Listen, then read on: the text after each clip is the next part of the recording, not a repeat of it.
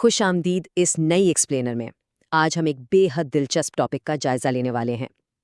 اس وضاحتی گفتگو میں ہم ایک ایسی روحانی ہدایت نامے اور عمل پر بات کریں گے جو زندگی کی ان اندیکھی رکاوٹوں کو دور کرنے کے حوالے سے ہے جنہیں عام طور پر بندش کہا جاتا ہے۔ ہم سورس مٹیریل یعنی صرف فراہم کردہ معلومات کو بنیادی طور پر استعمال کرتے ہوئے اس پورے عمل کے پیچھے کی منطق اور ترکیب کو سمجھنے کی کوشش کریں گے۔ تو چلیے سیدھا پوائنٹ پر آتے ہیں۔ کبھی ایسا محسوس ہوا ہے کہ سب کچھ ٹھیک چل رہا ہو اور اچانک سے بنا کسی وجہ کے روزمرہ کے کاموں میں رکاوٹیں آنے لگیں، بنے بنائے کام بگڑ جائیں اور زندگی بالکل رکی ہوئی سی لگنے لگے؟ یہ ایک ایسا تجربہ ہے جس سے شاید ہر انسان کبھی نہ کبھی گزرتا ہے۔ ہمارا آج کا یہ تجزیہ دراصل اسی بنیادی اور کامن پرابلم کے ارد گرد گھومتا ہے۔ تو دیکھتے ہیں آج کا ہمارا روڈ میپ کیا ہوگا۔ پہلا، بندش کا کانسیپٹ۔ دوسرا، اس عمل کی شرائط۔ اس کے بعد سٹیپ بائی سٹیپ طریقہ، اور آخر میں کچھ اہم رولز۔ شروع کرتے ہیں اپنے پہلے حصے سے، دا کانسیپٹ آف بندش۔ صحیح وضاحت کے مطابق یہ بندش آخر ہے کیا؟ دیکھیے، یہ کوئی عام رکاوٹ نہیں ہے۔ اسے ایک روحانی رکاوٹ، منفی اثر یا نظر کہا گیا ہے۔ بیسیکلی یہ ایسی نیگیٹو انرجیز ہیں جو انسان کے ذہن کو بھٹکاتی ہیں اور نارمل لائف میں اچانک ہرڈلز پیدا کرتی ہیں۔ یعنی یہاں مسئلے کی جڑ کو کسی فزیکلی ظاہر ہونے والی چیز کے بجائے روحانی اثرات سے جوڑا گیا ہے۔ اور اس کا اثر کہاں کہاں ہو سکتا ہے؟ پریکٹیکلی زندگی کے ہر حصے میں۔ سورس کے مطابق لسٹ کافی لمبی ہے۔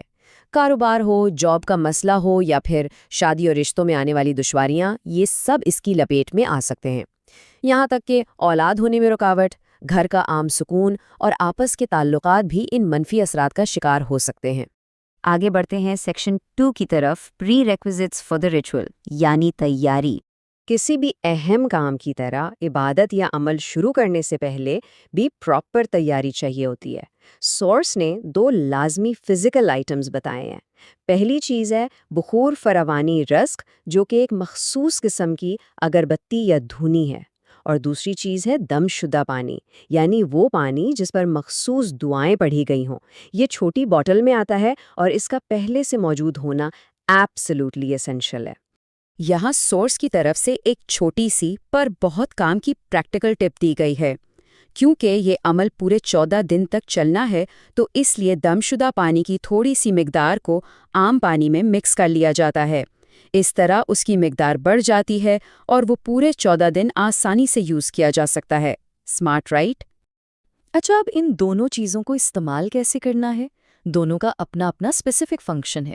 بخور کو کوئلے پر رکھ کر جلایا جاتا ہے تاکہ ماحول کو صاف کرنے والا ایک دھواں یعنی دھنی ملے۔ دوسری طرف اس پانی کو اسپرے کی بوتل میں ڈال کر اپنے ارد گرد چھڑکا جاتا ہے تاکہ ایک محفوظ جسمانی دائرہ، جسے حصار کہتے ہیں، قائم ہو سکے۔ یہ دونوں مل کر ایک بے خطر روحانی ماحول بناتے ہیں۔ لیکن ان سب کا اصل مقصد کیا ہے؟ سورس مٹیریل میں اس بات کو بڑی خوبصورتی سے واضح کیا گیا ہے۔ مقصد یہ ہے کہ کوئی بھی منفی اثر آپ کے وجود تک نہ پہنچے اور ذہن کو نہ بھٹکائے۔ یہ فزیکل سرکل اور دھونی دراصل ذہن کو ان نیگیٹو انرجیز سے بالکل الگ کر دیتے ہیں تاکہ بلاکیجز کو آسانی سے توڑا جا سکے۔ رائٹ، تو اب آتے ہیں ہمارے تیسرے اور سب سے اہم حصے کی طرف، دا سٹیپ بائی سٹیپ عمل۔ عمل شروع کرنے سے پہلے ٹائمنگ سیٹ کرنا لازمی ہے۔ یہ کوئی ایسی چیز نہیں جو دن میں کسی بھی وقت کی جا سکے۔ سورس اس بات پر سختی سے زور دیتا ہے کہ اس عمل کو رات کے وقت بالکل نماز عشاء ادا کرنے کے بعد ہی انجام دیا جائے۔ یہ ٹائمنگ اس پروسیس کا ایک بہت ضروری حصہ ہے۔ اب اس پورے سیکوینس کو سمجھتے ہیں جو کہ کافی سٹرکچرڈ ہے۔ پہلے اس محفوظ پانی کے دائرے میں بیٹھ کر دھونی جلانی ہے۔ اس کے بعد 14 مرتبہ درود پاک پڑھنا ہے۔ پھر تیسرا سٹیپ تھوڑا اسپیسیفک ہے۔ یہاں سجدے کی حالت میں جانا ہے اور وہاں 9 دفعہ سورہ کوثر اور 9 دفعہ یا حفیظو یا ہادیو پڑھنا ہے۔ چوتھے سٹیپ میں واپس سیدھے بیٹھ کر پھر سے 14 دفعہ درود پاک ریپیٹ کرنا ہے۔ اس کے بعد اپنی رکاوٹ یا مسئلے کو ذہن میں رکھتے ہوئے 2 رکعت نماز حاجت ادا کرنی ہے اور آخر میں ثواب بی بی فاطمہ زہرا کو ہدیہ کر کے دعا مانگنی ہے۔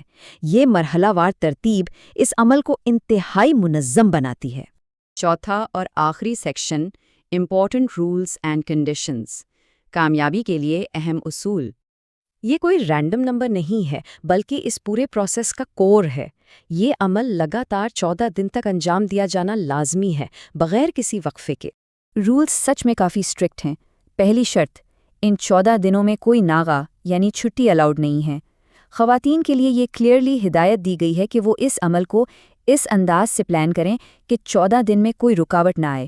اور ہاں، جیسا ہم نے شروع میں بات کی، وہ اسپیسیفک بخور اور دم شدہ پانی استعمال کرنا آپشنل نہیں ہے، اس کی کامیابی کے لیے ایک ایبسولوٹلی وائٹل جزو ہے۔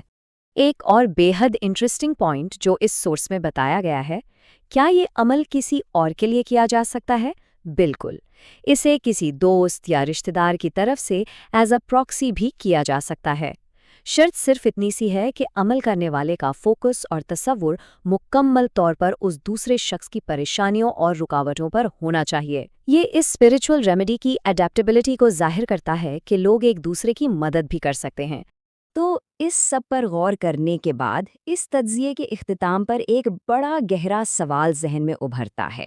ایسے وقت میں جب زندگی اچانک ناقابل فہم رکاوٹوں سے بھر جاتی ہے، آخر ایسی روایتی اور منظم روحانی عبادات انسانی حوصلے کو کس طرح مضبوط کرتی ہیں؟ یہ سٹرکچرڈ تصورات انسان کو مشکل وقت سے گزرنے کی ایسی کون سی امید فراہم کرتے ہیں؟ اس سوال پر ضرور غور کیجیے گا۔